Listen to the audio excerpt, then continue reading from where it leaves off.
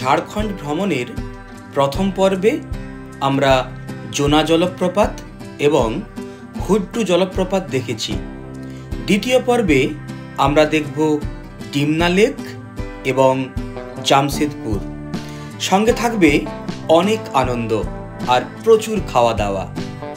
আর উপরি পাওনা জুবলি পার্কে ওয়াটার অ্যান্ড লাইট শো।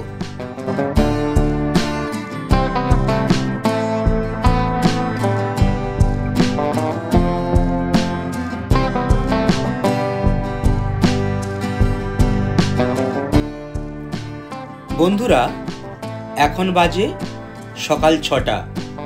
গত রাতটা আমরা এই হোটেলেই কাটিয়েছি। আজ সকালে ব্রেকফাস্টে থাকবে মুড়ি আর ঘুগনি। আমরা এখানেই ঘুগনি রান্না করে বাঁশের ডিগিতে তুলে নিয়েছি। সামনেই আমাদের বাস রয়েছে। আজ আমরা প্রথমে যাব Dimna lake. Dalma wild life স্যাংচুয়ারিকে বাম দিকে রেখে আমরা এখান থেকে ৭৪ কিলোমিটার দক্ষিণ দিকে রওনা হব।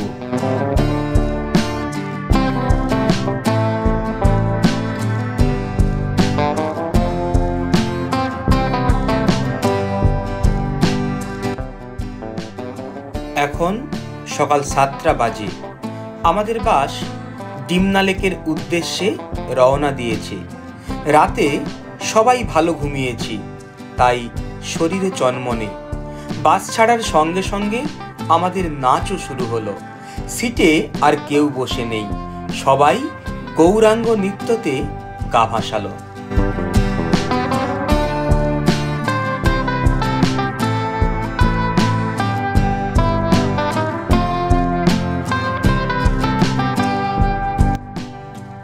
আমরা সবেমাত্র রাঁচি শহর অতিক্রম করলাম। রাস্তার দুই দিকের সৌন্দর্য আমাদের মোহিত করে দিল। যত দূর চোখ যায় শুধু পাহাড় আর সবুজের হাতছানি। আকাশ যেন পেঁজা তুলোর পসরা ছড়িয়ে প্রেমের ফাঁদ পেতেছে। ঝাড়খণ্ড যেন ছোটনাগপুরের রানী, যে সবুজ সিল্কের শাড়ি পরে মেঠো সুরে গান ধরেছে।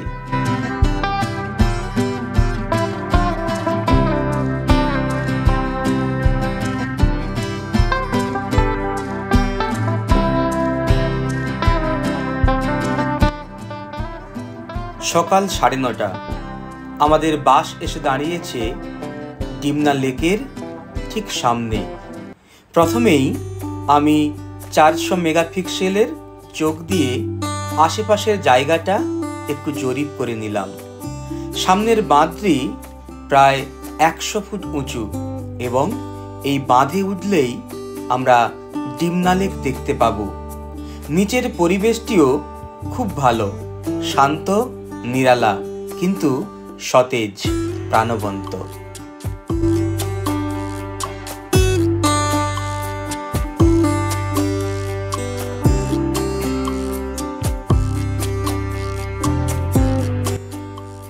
এবার প্রথমেই আমরা ব্রেকফাস্টের আয়োজন করলাম।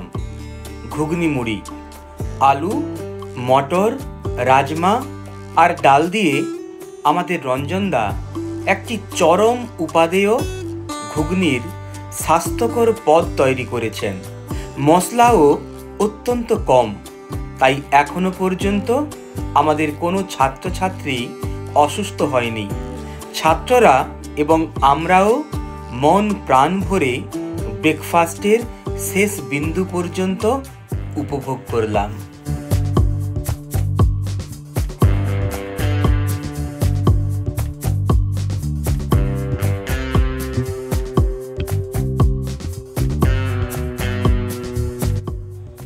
এবার আমরা আমাদের অভীষ্ট লক্ষ্যে পৌঁছানোর জন্য রওনা দিলাম। 140টি সিঁড়ি অতিক্রম করে আমাদের বাঁধের ওপরে উঠতে হবে। ডান দিকে রয়েছে একটি বিশাল ড্যাম। খড়কাই নদীর উপর এই ড্যাম অবস্থিত। সিঁড়িটি কিন্তু ভীষণ খাড়াই। আগের দিন আমরা দুটো জলপ্রপাত অতিক্রম করেছি, তাই এটুকু উঠতেই আমাদের কষ্ট হচ্ছিল।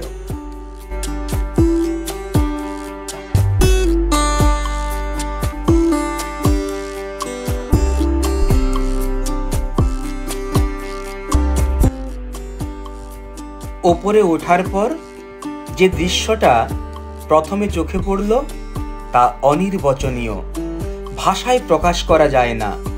সুবিশাল জলাধার, শান্ত নির্মল, আর দূরে পাহাড়ের শৃঙ্খল। এক ঝাঁক মেঘ সেই জল আর পাহাড়ের মধ্যে খেলা করছে। একটা জলাশয় কতটা সুন্দর হতে পারে এখানে না এলে তা জানা যেত না। এই বাঁধ থেকে লেকের পেছন দিকে দেখতেও দারুণ লাগছিল। পাহাড়ের শ্রেণী আর সুন্দর উপত্যকা, সবকিছুই পাখির চোখের মতো লাগছে।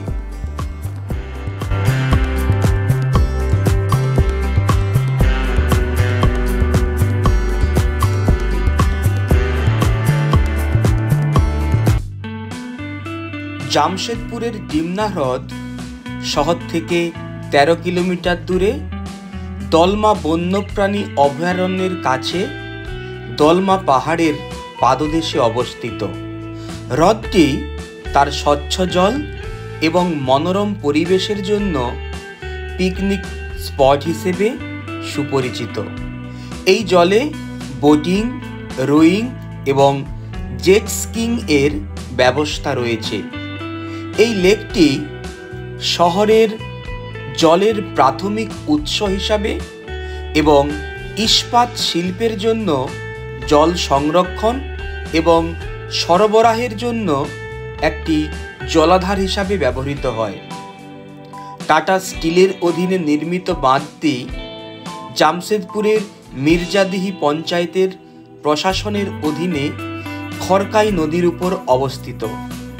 ডিমনা হ্রদ এবং ডিমনা বাঁধ দুটোই টাটা স্টিল কোম্পানির উদ্যোগে নির্মিত। তারাই হ্রদের পাশাপাশি আশেপাশে এলাকার মালিক, যা পিকনিক স্পট, বিনোদন এবং বিশ্রামের জন্য সকলের কাছে উন্মুক্ত।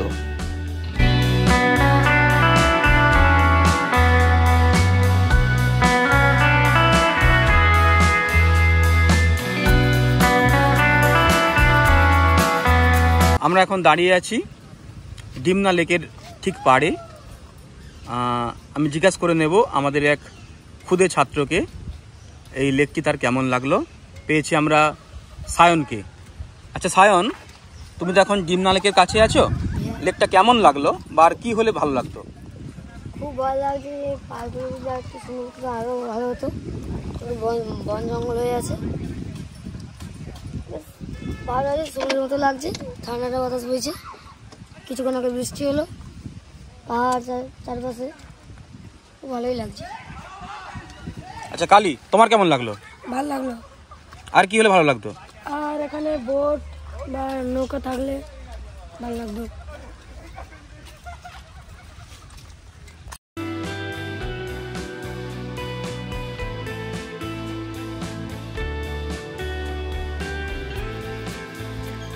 ডিমনা লেককে মোটামুটিভাবে বিদায় জানিয়ে আমরা আবার নিচে নেমে বাসের কাছে এলাম।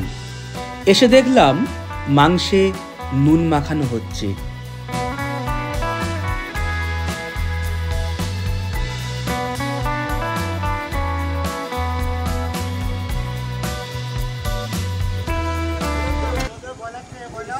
আমরা দাঁড়িয়ে আছি ঠিক ডিমনা লেকের পাদদেশে।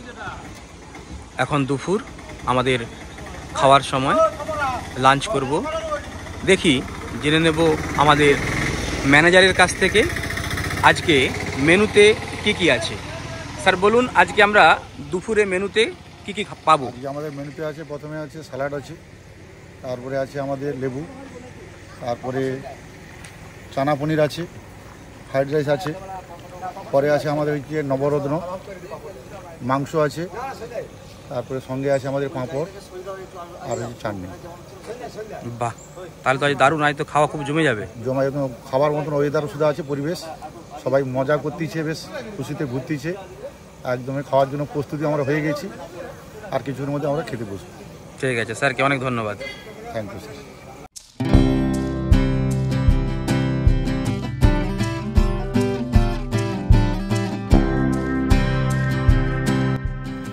আমাদের অন্যান্য পদ সম্পন্ন হয়ে গিয়েছিল, শুধুমাত্র মাংস বাকি ছিল। মাংস রান্নার পর আমরা সবাইকে ডেকে নিলাম দ্বীপ্রহরের আহারাদির জন্য। কিন্তু যখন সবাই খাওয়ার জন্য বসে পড়েছে, তখন আকাশের মুখ ভার, ইলসে গুড়িও ঝরছে। ভয় হচ্ছিল, কিন্তু জোরে বৃষ্টি এলো না। সবাই তৃপ্তি করে ফ্রাইড রাইস, চানা, মাংস, ভাত, সবজি সবই খেলো।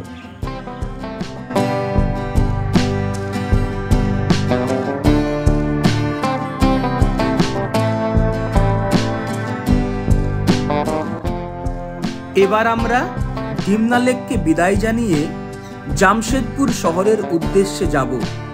এখন বিকেল 3টে। আমরা আজ সন্ধ্যায় টিফিনের জন্য ফুলুরি ও পেঁয়াজ পকোড়া এখান থেকেই ভেজে নিচ্ছি।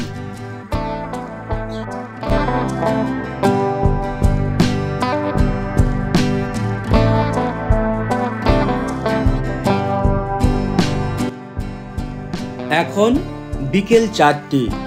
আমাদের বাস মৃদু গতিতে এগিয়ে যাচ্ছে। দূরের দিগন্তরেখা সরে সরে যাচ্ছে। আবার আনন্দে খাবি খাচ্ছি। আবার নতুন স্থান এক্সপ্লোর করব। আবার মলিন আনন্দে গা ভাসাবো।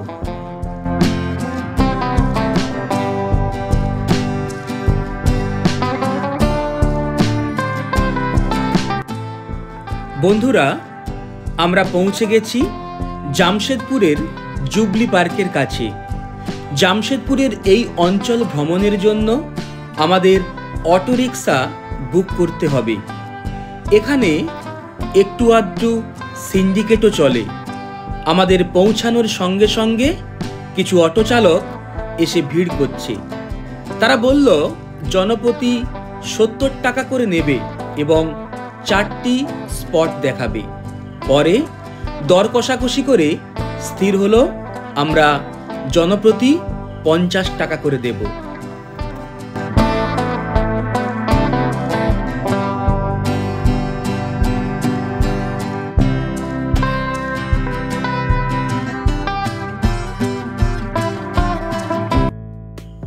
আমরা পৌঁছে গেছি।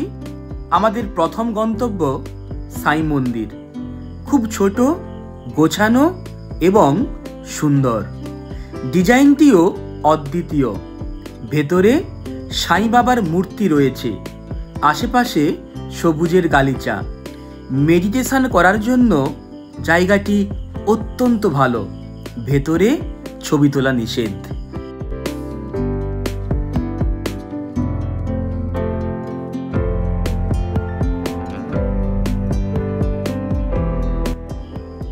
এখন আমরা এসে গেছি বেলতি কালীবাড়ি আশ্রমে। এই মন্দির এবং পাশের আশ্রমটি স্থাপিত হয়েছিল 1931 সালে। ভেতরে মা কালীর বিগ্রহ রয়েছে। মায়ের মুকুট এবং গহনা সোনার তৈরি। ভেতরের পরিবেশটিও চমৎকার, কিন্তু এখানেও ভেতরে ছবি অথবা ভিডিও করা নিষেধ।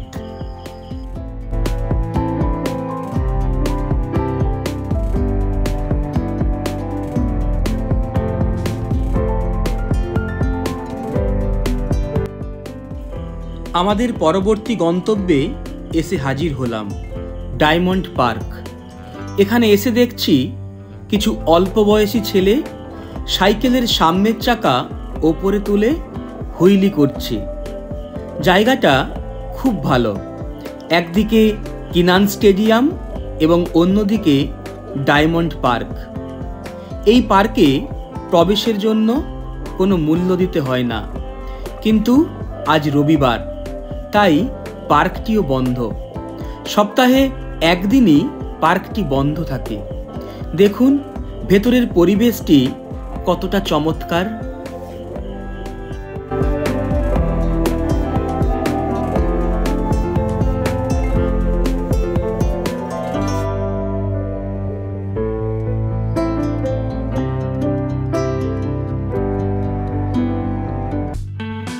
আমরা অবশেষে এসে হাজির হলাম জুবলি পার্কে।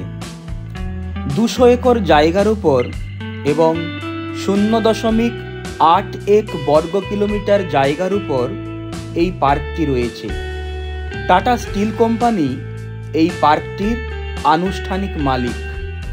1958 সালের আগস্ট মাসে পার্কটি উদ্বোধন করা হয়।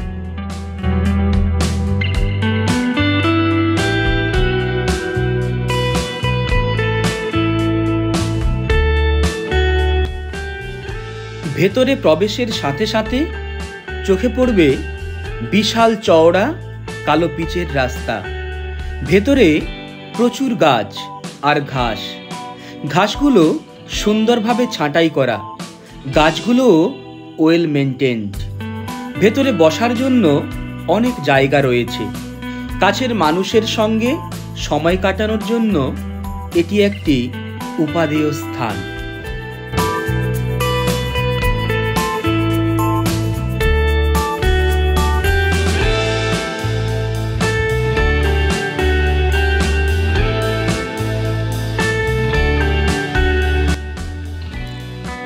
শীতকালে পুরো পার্কটি সিজন ফ্লাওয়ারে ভর্তি থাকে।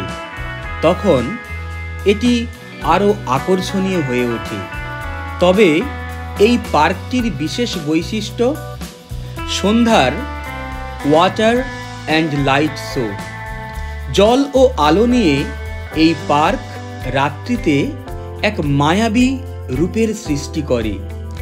ফোয়ারা দিয়ে জল এদিক ওদিকে ঘোরে এবং এলইডি আলো সেই জলের উপর পড়ে জলকে রঙিন করে তোলে। অত্যন্ত আকর্ষক এই ওয়াটার অ্যান্ড লাইট শো। আপনারাও উপভোগ করুন।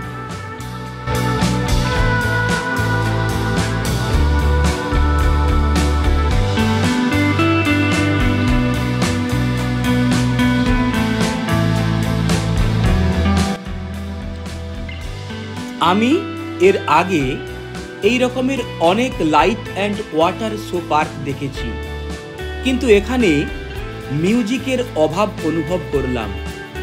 মিউজিকের বিট অনুসরণ করে জলগুলি যদি ড্যান্স করত তবে আরও ভালো লাগতো। প্রতিনিয়ত জলের রঙের পরিবর্তন দেখতে আমার তো ভালো লাগছিল, আর আমাদের সাথে কচিকাঁচা ছাত্রছাত্রীরা মন ভরে উপভোগ করল।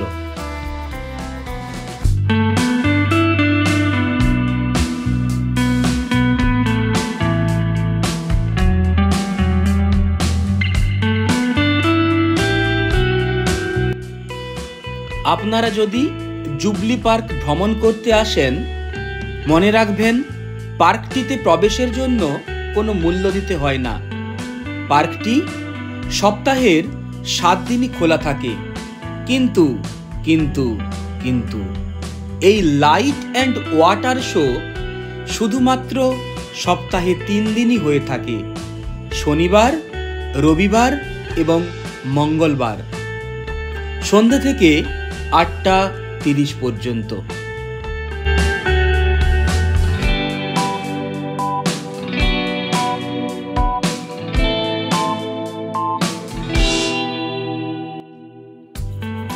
এখানে এই এতগুলো মোটর চালানোর জন্য প্রায় 20 কিলোওয়াট বিদ্যুতের প্রয়োজন হয়। তাছাড়া অসংখ্য আলোও রয়েছে। তবে এই পুরো বিদ্যুৎ সৌরশক্তি থেকেই আসে। ফোয়ারাগুলোর মাঝে মাঝে গোল করে অনেক সোলার প্যানেল আমাদের চোখে পড়ল। জায়গাটি বিরাট বড়, আর এই নিয়ন আলো সম্পূর্ণ পার্কটিকে একটি রহস্যের চাদরে আবৃত করেছে।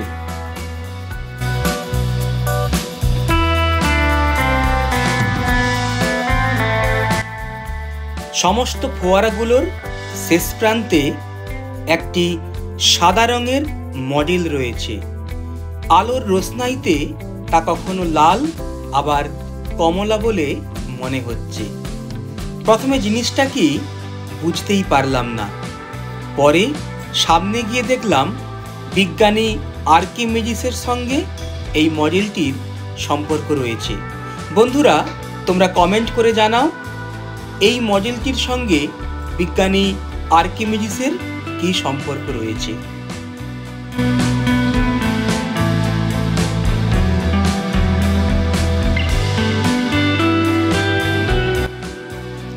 এরপর আমরা আবার সেই একই অটোতে করে বাসের কাছে ফিরছি।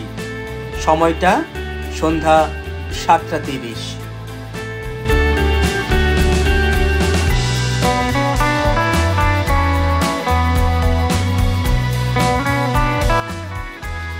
এবার সন্ধ্যার টিফিনের আয়োজন করতে হবে।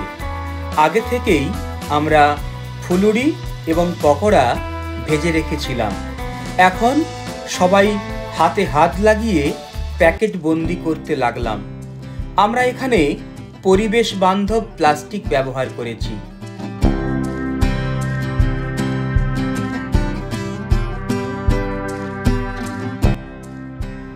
আমাদের বাস টাটানগর ছেড়ে বাড়ির পথে রওনা হয়েছে।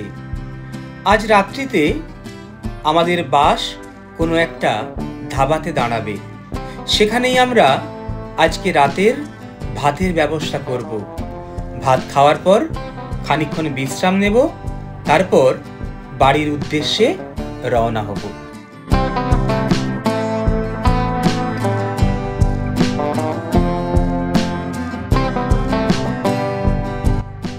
বন্ধুরা, বাস একটা ধাবাতে দাঁড় করিয়েছি। এখন বাজে রাত্রি 9:15। এখান থেকে খড়গপুরের দূরত্ব 132 কিলোমিটার। প্রথমে জায়গাটা দেখে নিলাম, তারপর কথা বলে ঠিক হলো রান্না এবং কিছু সময় থাকার জন্য আমাদের 1000 টাকা দিতে হবে।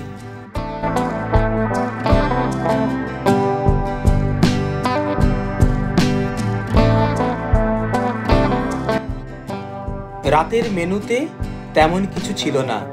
ভাত, ডাল, আলু ভাতে আর একটি সবজি।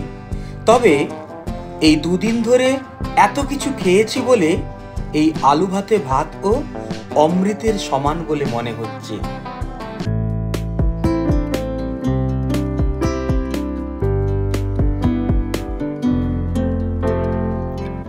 খাওয়া দাওয়ার পর আমাদের বাস আবার রওনা দিল বাড়ির উদ্দেশ্যে। বন্ধুরা, এখানেই শেষ করলাম আমাদের ঝাড়খণ্ড ভ্রমণের দ্বিতীয় ও শেষ পর্ব। সকলের কাছে অনুরোধ করব চ্যানেলটি সাবস্ক্রাইব করার জন্য। সবাইকে অসংখ্য অসংখ্য ধন্যবাদ।